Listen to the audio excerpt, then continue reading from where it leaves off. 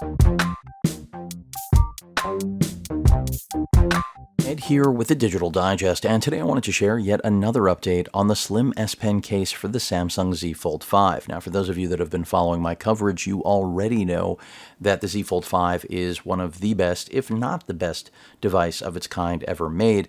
And with the new slim S Pen case, you actually have an accessory that I highly recommend, because if you care about having a stylus, this brand new case really makes it as close to being built into the device and seamless as it's ever been, because you can see the S Pen really just blends into the case. The problem, though, is, and I've covered this fairly extensively, a few videos now, is that my first case, which you're looking at now, has a defect. Essentially, the S Pen will fall out. Now, my wife's case does not have the same problem. It does have a loose, the S Pen does have movement, but not quite like mine, which you can already see just by doing this. It is totally moving, which means with a little bit of effort, it's going to fall out.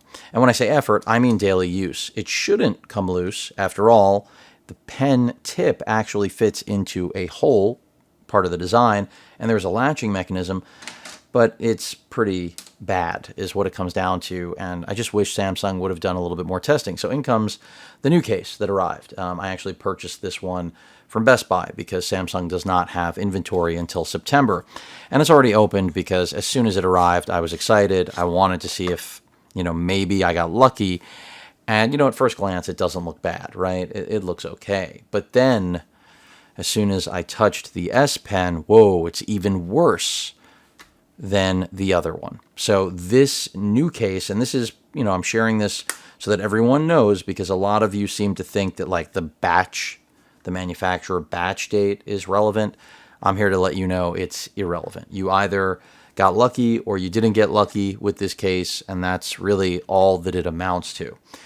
So unfortunate, but this is actually much worse. Do you see how that's turning? I mean, my God, this is so much worse than my first case. So it is really just a matter of, I guess, the luck of the draw, so to speak. I mean, this one is definitely worse. So this will be going back.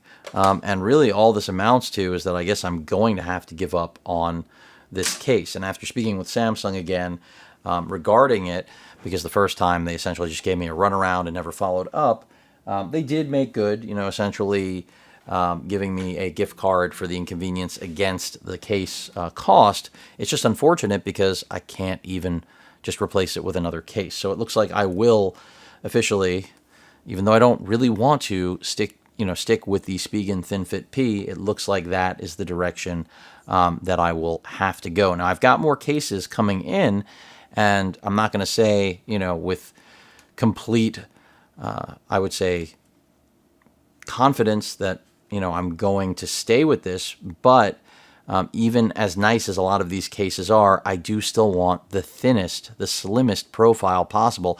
After all, we have, for the first time, a fold that has no hinge gap and really just is the slimmest, lightest fold ever made. So you want to maintain that. There's a beauty to having that. And of course, it was maintained with this. This is much more bulky, and it's what I've used for the past 2 generations, but with the larger stylus. So the fact that Spigen didn't really change anything with this generation is upsetting, but, we'll see how things work out. I even already purchased a universal kickstand in anticipation of hopefully getting back to this case and sticking with it. But as you all know now, round 2, even more defective than round 1. Any questions or comments, please feel free to post them. Hit that like button. And as usual, please feel free to subscribe, and please stay safe. Later.